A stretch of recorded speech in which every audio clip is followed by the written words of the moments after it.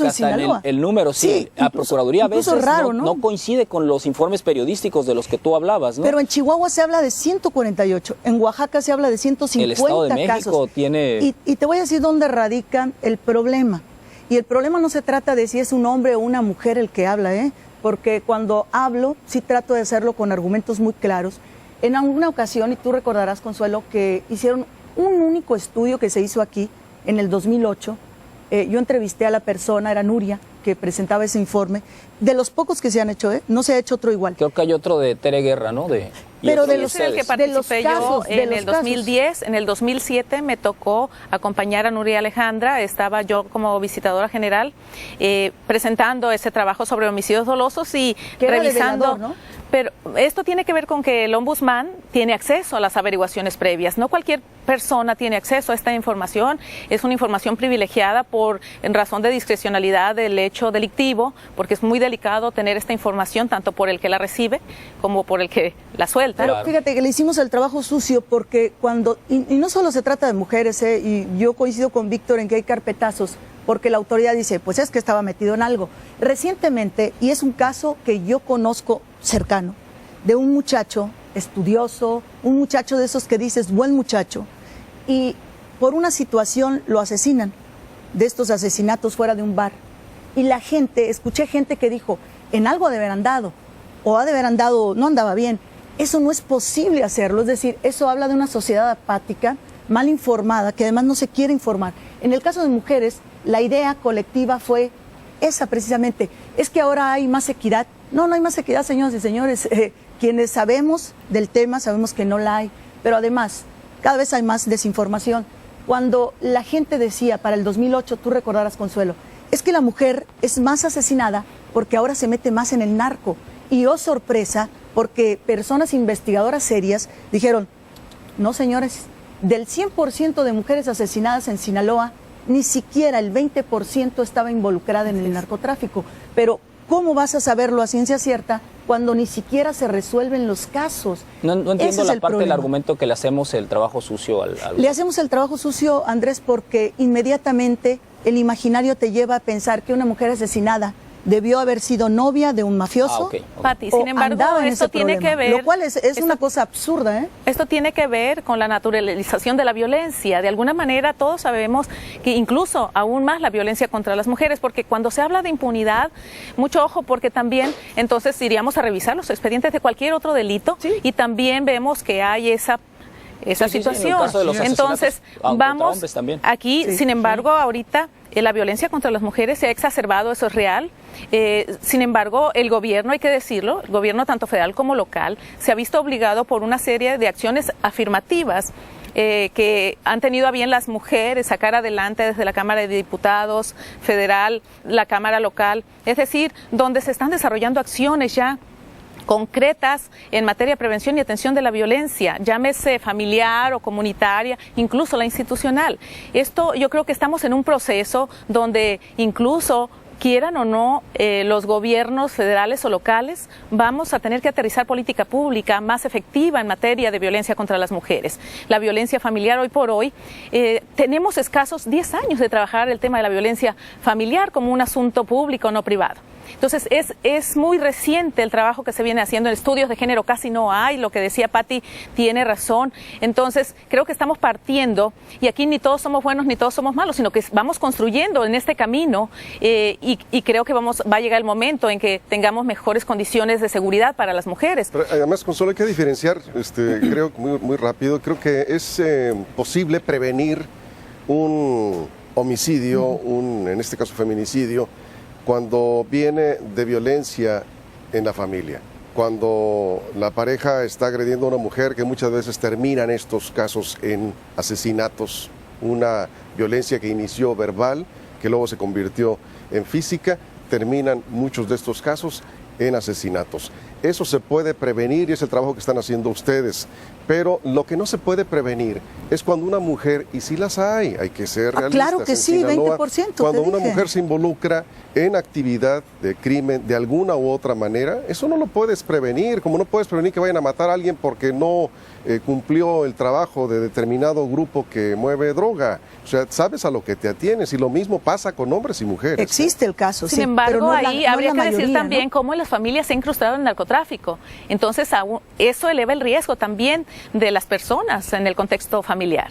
Y por ello que últimamente, efectivamente, los indicadores se han movido mucho. 2007-2008 todavía era el rango de mujeres asesinadas en el contexto de familia, era mucho mayor a lo que es hoy. Entonces sí se han movido estos indicadores. Sin embargo, hablar de ejecuciones es muy delicado porque estamos justificando de alguna manera el hecho y dando un permisionismo a que estas personas sigan desarrollando sus actividades ilícitas y afectando a las mujeres. La duda que yo sigo teniendo es, bueno, tú que te metiste a ver esos 70 y tantos casos, es decir, no está consignado en la averiguación si la mujer, si la víctima estaba pasando por algún proceso de divorcio, si tenía alguna demanda contra su cónyuge, ese tipo de elementos. Porque efectivamente, vamos, uno ve de repente una víctima, hombre o mujer, de una ejecución, y resulta que esta persona tenía un buen nivel de vida, no sabía dónde venían sus ingresos, autos último modelo. Ya tiene uno mucho tiempo aquí como para andarle haciendo al tío Lolo, pues, o sea, sabes efectivamente por dónde vino el asunto, ¿sí?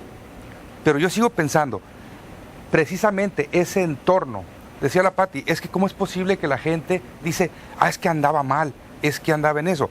Esto es normal, es el famoso síndrome de Estocolmo.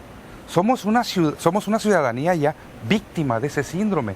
De algo tenemos que agarrarnos, de algo tenemos que aferrarnos ante la muerte de gente inocente constante, permanente, ante la impunidad, ante la imposibilidad de recurrir a nadie para que te garantice tu seguridad familiar, pues creas tus propios asideros. Entonces, efectivamente empiezas a victimizar a las víctimas, empiezas a criminalizarlos, porque de algo te tienes que agarrar. Ahora, hay una estadística a nivel nacional que es interesante también. Más del 50% de los casos de asesinatos de mujeres se deben a problemas de celos de la pareja, infidelidad o cosas parecidas. O sea, estamos hablando de asesinatos que tienen que ver con la relación en familia o en pareja. Es un alto porcentaje. Yo creo que no sé cómo andará en Sinaloa porque tienes razón, no hay información. Claro, y sería importante decir que estos sí son evitables, prevenibles.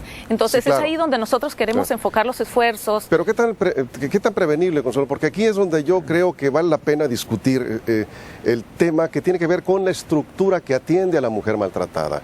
La estructura, a pesar del esfuerzo que ustedes hacen y a pesar del trabajo de la Comisión Estatal de los Derechos Humanos y de otras organizaciones, es lamentable la manera en que se trata a la mujer en las agencias del Ministerio Público cuando se presenta, en el DIF cuando se presenta para denunciar el caso de un maltrato. Yo tengo varios casos este año, 2 o 3 casos por lo menos, que hemos incluso tratado de manera personal y que a la mujer se le sigue dando un trato denigrante. Esa estructura que está hecha para proteger a la mujer, perdóname, pero no la protege. Al contrario, hay burlas, hay una actitud despectiva por lo menos, por decirlo menos, y desgraciadamente ahí es donde creo yo que no se ha trabajado lo suficiente, no se ha presionado lo suficiente. El organismo que tú diriges creo que puede hacer mucho más en ese terreno.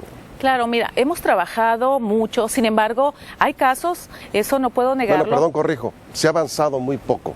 Yo creo que están trabajando, pero es muy poco el avance que se puede ver. Sí, cierto, las estructuras todavía no son lo suficientemente fuertes como para lograr establecer una protección real hacia las mujeres que viven violencia, ni siquiera la violencia familiar. Legislativamente, ahora en abril que se publican las reformas, dimos un paso muy pequeño, pero está dado.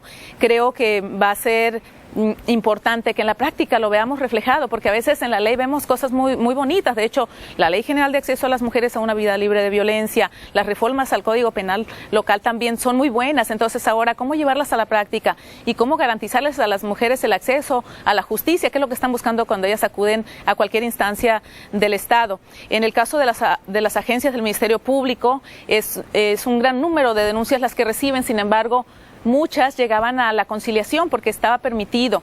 Actualmente ya no se permite la conciliación y cuando una mujer acude por segunda vez a presentar una denuncia, automáticamente se vuelve oficiosa y están trabajando mucho. Ya no hay tantos convenios de conciliación como nos llegaban a nosotros a CEPAVI y estamos trabajando de manera coordinada. Es cierto que no estamos a salvo de que ocurran lo que tú mencionabas del trato que se le da a las personas que acuden. Sin embargo, tiene que ver también con la insensibilidad que de alguna manera hay de algunos servidores públicos, pero también con los síndromes que desarrollan los servidores públicos en el ejercicio o en la atención que dan. Porque hay que decirlo que los servidores públicos que atienden violencia también resultan afectados en este proceso y tienen que ser atendidos, se tiene que estar dando una contención permanente. Es decir, hay muchas cargas emocionales para quien atiende y de alguna manera eso se tiene que venir resolviendo. Lo hemos propuesto, el Instituto Estatal de las Mujeres, el Instituto Sinaloense, tiene ya un programa de contención para los servidores públicos que atienden violencia. ¿Qué tanto caso les hacen en la Procuraduría de Justicia del Estado, por ejemplo? ¿Qué tanto caso les hacen? Hay una mujer atendiendo ahí. Sí, fíjate que hemos visto personal en esa área que tiene años maltratando a las mujeres que llegan a quejarse. Hubo cambios. El caso, el clásico, ¿no le veo yo a usted golpes? ¿Sí? ¿No le veo yo a usted evidencias de que haya sido maltratada? Yo creo que son las formas también, porque finalmente, efectivamente, el Código Penal te exige pruebas. ¿Y cómo voy a obtener yo las pruebas, no? Si bien es cierto, el dictamen psicológico es fundamental para determinar si hubo un daño o secuelas a partir de un hecho, porque hay violencia psicológica que no es visible y eso se tiene que investigar también porque es un delito. La violencia familiar no es solo la violencia física. Que hay que decirlo, también las personas acuden o las mujeres acuden cuando hay una lesión evidente o cuando hay un daño ya muy fuerte o hubo ya empujones, violencia física propiamente. Pero ya viene de muchos años de vivir violencia psicológica o verbal.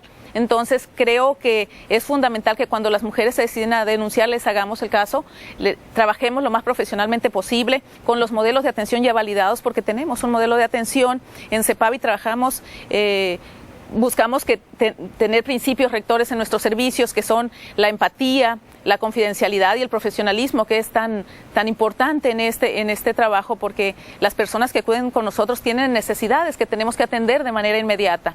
Entonces, hay una... Permíteme, Pati, otra vez. Bueno, Andrés, vamos a una pausa en nivel 5. Siempre te toca, ¿qué caso? Cortarte a ti. Sí.